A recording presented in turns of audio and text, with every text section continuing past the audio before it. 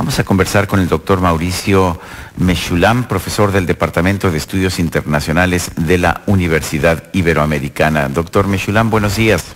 Hola Sergio, qué gusto saludarte, un gusto poder conversar con tu audiencia. A ver, cuéntanos, esta designación de enemigo público número 1 se le dio por primera vez a Al Capone y se ha quedado como marcado en la historia, el enemigo público número 1 como alguien a quien hay que combatir con todos los medios. A Al Capone finalmente lo metieron a la cárcel por problemas fiscales, pero lo metieron a la cárcel. Sí, absolutamente. Bueno, el término en tiempos modernos tiene este origen justamente. La idea en los años 30 era principalmente mostrar la luz, iluminar, digamos, toda esa serie de fugitivos que habían, disculpa, no fugitivos, al revés, eran criminales en ese momento, que eran criminales conocidos, pero no fugitivos, porque no habían elementos suficientes como para meterlos a la cárcel. Esto por parte específicamente de la Comisión Criminal de Chicago, ¿no? Entonces, la cuestión era como, miren sociedad, estos son los enemigos públicos, en el caso de Al Capone, el número 1, porque estaba a la lista, a la cabeza de una lista de como 28, 30, una cosa por el estilo, criminales conocidos que no podían en su momento meter a la cárcel. Entonces, eso después va a ser adoptado por el FBI, poquitos años después. J. Edgar Hoover toma ese mismo término y ahora lo emplea sobre, ahora sí, criminales que sí ya son fugitivos, que ya tienen crímenes cargados, pero que se encuentran pues en condición de fugitivos y que no han podido localizar, ¿no? Entonces, aquí lo interesante, digo, yo soy principalmente internacionalista, no soy criminólogo, pero para mí el interés estriba en esencia en este hecho, ¿no? Que se trata de una persona que tiene crímenes a cargo, pero que no opera en Estados Unidos. Físicamente se ubica en México, su centro de mando está en México.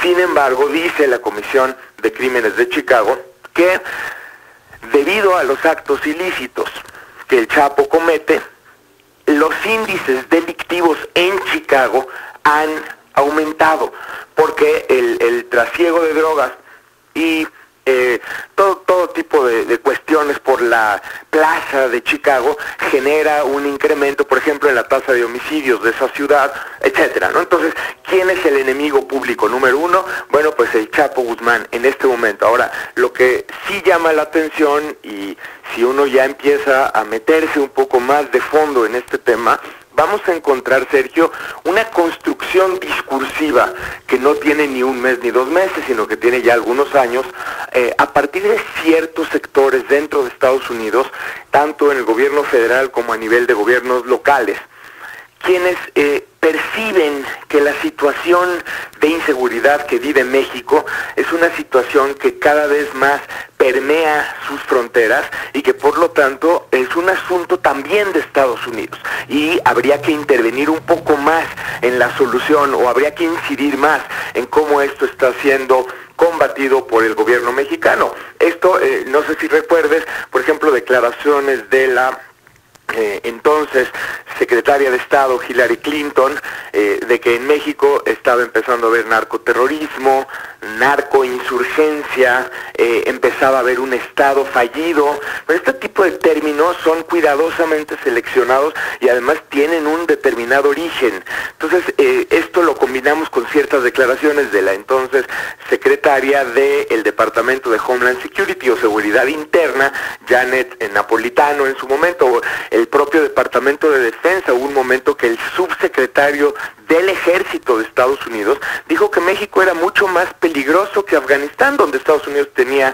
en ese momento pues, alrededor de 100,000 tropas, ¿no? Entonces dice, las tropas no deberían estar en Afganistán, deberían más bien cruzar la frontera hacia México. Así lo dijo el subsecretario de Defensa de Estados Unidos. Luego tuvo, por cierto, que desdecirse, pero esto refleja una concepción en este tipo de sectores de que es indispensable actuar más porque la seguridad de Estados Unidos se pone en peligro. Entonces esto se suma, esta declaratoria del día de ayer, se suma a una serie de elementos que hemos venido midiendo ya desde un tiempo atrás, y claro, obedece a una percepción, pero también están diseñados para poner el foco. Digo, así como en los años 30 la idea era poner el foco sobre Al Capone, en ese entonces un criminal a quien no se podía prender, en este momento la idea es poner el foco sobre un tema el cual está siendo percibido por parte de este sector como un tema de que Estados Unidos tendría que estar muchísimo más activo, cada vez más activo al respecto del mismo. Doctor, ¿cómo se recibe este mensaje? Como usted dice, soy internacionalista, me dedico a estos estudios. ¿Cómo se percibe este mensaje? ¿Cómo se tiene que leer después de que ha salido esta información? ¿Es una información de consumo para los Estados Unidos o es una advertencia, se tiene que leer entre líneas para México? Mira, muy buena pregunta, Lupita, buenos días. Buenos días. Que es efectivamente un poco de todo. O sea, este tipo de discursos no son accidentales o inocentes. La idea es, en esencia, por supuesto, señalar a la sociedad estadounidense, y ojo, en este caso no es nada más la sociedad de Chicago, claro, está también una cuestión local seguramente, y también la idea, pues, de decir, aquí los delitos se han incrementado por agentes externos también, ¿no? Seguramente habrá algo de eso, pero además de cuestiones locales o cuestiones de temática de consumo interno de la ciudad de Chicago, sí hay esta intencionalidad de producir un impacto cada vez más importante en la administración Obama, en el propio Congreso estadounidense, en los distintos sectores que tienen el diseño de política exterior, política pública, etcétera, al respecto de la necesidad de estar cada vez más activos en lo que sucede en México. No es tanto la advertencia, pero sí es un poco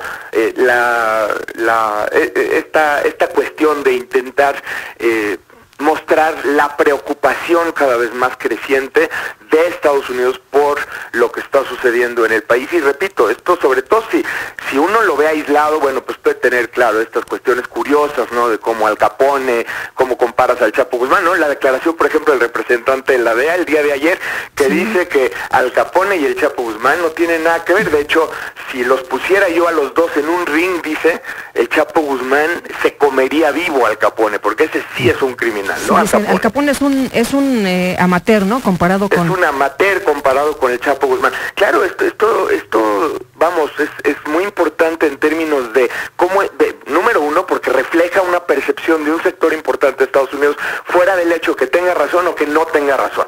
Así estamos siendo percibidos, por al menos por una parte de esa sociedad, número uno. Y número dos, claro, como todo discurso político, tiene una intencionalidad, y la intencionalidad es al mismo tiempo generar un impacto sobre los tomadores de decisiones de ese país. Ahora bien, Mauricio, el que se designe al Chapo Guzmán como enemigo público número uno, pues no hace ni que se le persiga más ni que se le persiga menos de lo que pasaba con anterioridad. Por supuesto, no es una categoría legal, y es importante mencionarlo. Desde su origen en tiempos modernos, en los años 30, la idea era esencialmente una categorización para poner el foco sobre un tema específico. Es decir, yo llamo a Al Capone enemigo público número uno para que todo el mundo esté atento al respecto de lo que está pasando, y de esa forma jalo la atención no solamente de los medios, digo, todos estamos hablando al respecto ahora mismo, sino también jalo la atención de los tomadores de decisiones y la sociedad en general. Bueno, pues yo quiero agradecerte esta conversación y estas reflexiones que me parecen muy interesantes en torno a esta designación de Joaquín El Chapo Guzmán como enemigo público número uno. Gracias, Mauricio Mechoulam, profesor del Departamento de Estudios Internacionales de la Universidad Iberoamericana.